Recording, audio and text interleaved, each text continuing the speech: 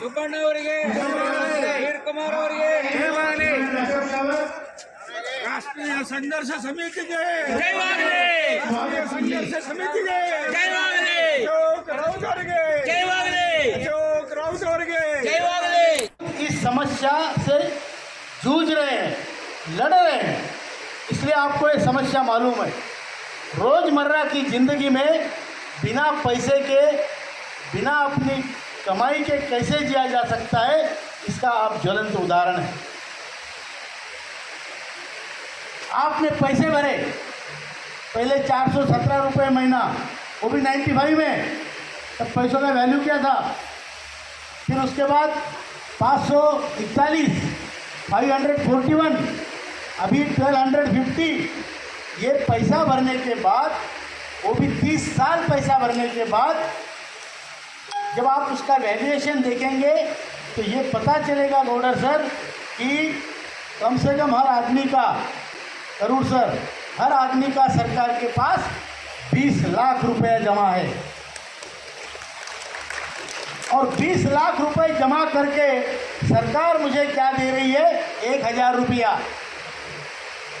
पूरे भारत का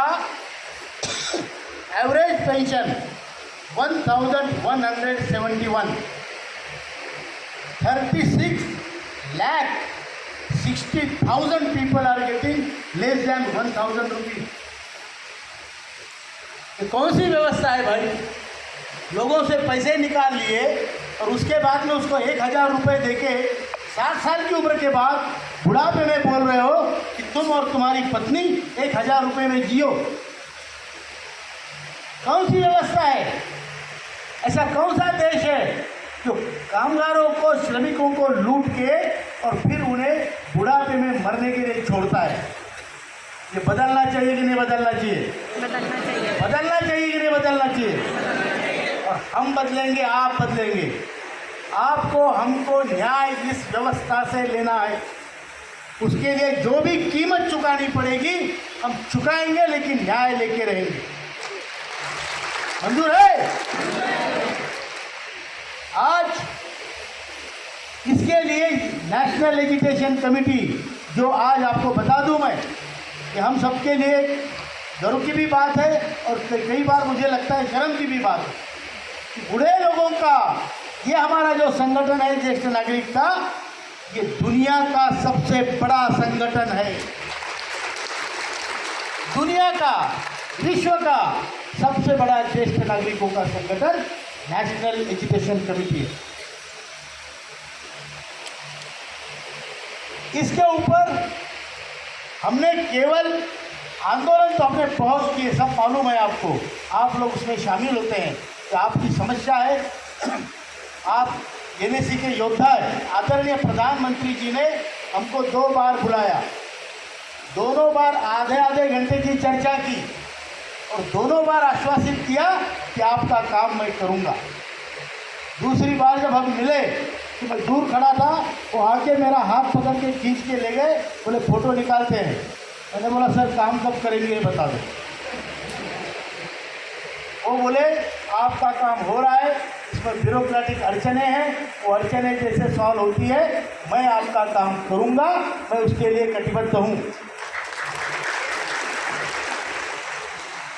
लेकिन एक आदमी से व्यवस्था नहीं चलती, चाहे वो प्रधानमंत्री जी क्यों ना हो, क्योंकि व्यवस्था में इतने बड़े IAS अधिकारी है, बड़े ट्रेंड IAS अधिकारी है, उनको ट्रेनिंग दी थी अंग्रेजों के ज़माने से चली आ रही है। बराबर है? बराबर है? क्या ट्रेनिंग है? कोई भी चीज़ को ना कैसे कहना। आप उनके सामने कहो कि ये गाय है, बोलेगा ना ये भैंस है। उसको बोलो ये बैल है, बोलेगा नहीं गाय है। ये उनका ट्रेनिंग है। तो ये सबसे बड़ा चैलेंज हमारे सामने था कि पॉलिटिशियन लोग समझ जाते हैं, क्योंकि उनको चुन के आना है, उनको प्रसिद्धि भी मिलनी है, उनको कीर्ति मिलेगी, तो काम करना चाहते हैं। लेकिन ब्यूरोक्रेटिक लोग, उनको कोई काम से मतलब नहीं, दी जाओ पैसा आओ, ये सिस्टम है। तो हमने उसके बाद ब्यूरोक्रेटिक सिस्टम के सबसे बड़े जो अधिकारी हैं भारत देश में, उनके साथ हमारी मीटिंगें हुई, प्रेजेंटेशंस हुए।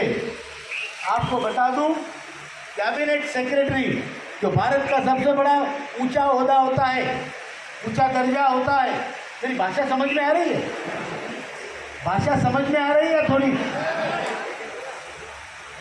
क्योंकि मैं कन्नड़ बोलूंगा तो आपको बिल्कुल समझ में नहीं आएगी। कैबिनेट सेक्रेटरी से हमारी 2 घंटे चर्चा हुई, राउंड टेबल कॉन्फ्रेंस हुई, expenditure secretary, finance secretary, labour secretary. तो जो ब्यूरोक्रेसी है उसके सारे टॉप क्रीम से हमने बात की, उनको हमने अपनी बात समझाई, वो बात भी समझ गए और तभी इसको गति मिलनी शुरू हुई। हमने आदरणीय वित्त मंत्री से कम 3 बार मुलाकातें की, चर्चा की। उन्होंने ट्विटर में भी डाला था, I met commander Ashok Raut and his NSC team. देश का अर्थमंत्री लिखता है कि आपकी कीमत है, आपकी कीमत कम नहीं है, लेकिन ये आपकी कीमत तब तक है जब तक आप संगठित रहोगे। संगठित रहना आपकी कीमत के लिए बहुत ज़रूरी है, नहीं तो हमें कोई नहीं गिनता है, ना घर का आदमी गिनता है ना बाहर का गिनता है। बराबर है? बच्चे भी अभी वो कीमत नहीं देते, बीवी तो बिल्कुल ही नहीं देती, उसका काम निकल गया, आपका काम हो गया। क्यों? क्योंकि अभी बच्चा बड़ा हो गया। अब बीवी बोलती है, बच्चा बोलता है, बाबा अप्पा मेरे लिए क्या किया? कुछ नहीं किया, जिंदगी में तुमने मेरे लिए कुछ नहीं किया, कुछ नहीं कमाया, बोलता है। तो बीवी बोलती है बिल्कुल बराबर है, ये किसी लायक नहीं है, ये आदमी ने पहले से कुछ नहीं किया।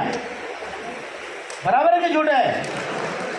शर्माना नहीं, हम सब हमाम में है और हम सब नंगे हैं। बराबर है?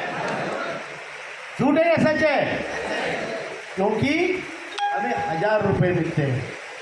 जब हम 50,000 रुपये लेके आते थे, 25,000 रुपये लेके आते थे, तो घर में हमारी कीमत थी। पहला सांभर भात मैं खाता था, जो मछली खाते हैं साथ में मछली भी मिलती थी। बेलगांव में खाते ना, घी मिलता था। अभी हमने खाना खाया कि नहीं खाया ये भी घर में किसी को पता नहीं चलता। इसलिए हम सभा में आने के बाद पहले पूछते हैं खाना किधर है। थोड़ा संयम रखो, सब मिलेगा, खाना भी मिलेगा और पेंशन भी मिलेगी। अगले आने वाले 2 महीने के अंदर, आने वाले 2 महीने के अंदर आपको पेंशन मिलने वाली है। ध्यान रखो।